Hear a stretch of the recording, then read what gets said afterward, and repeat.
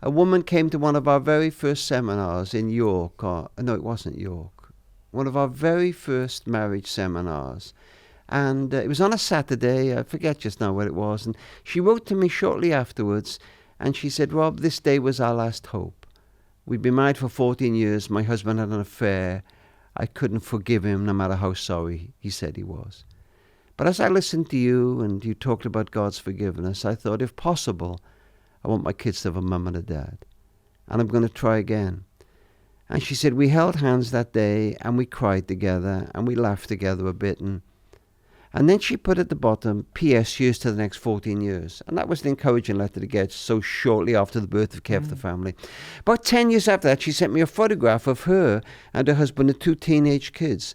And I got our small staff together then. I don't know how many we'd be then, 30 or 40 people.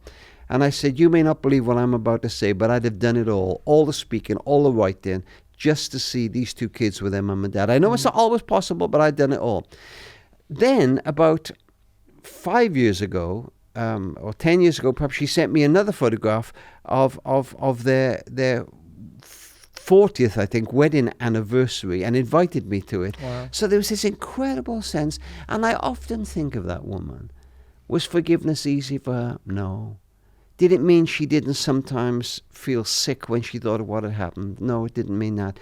But somehow that day was a key that allowed it to begin again. And it changed their lives. And Sam, I've had thousands of stories like that. I know it's not always possible.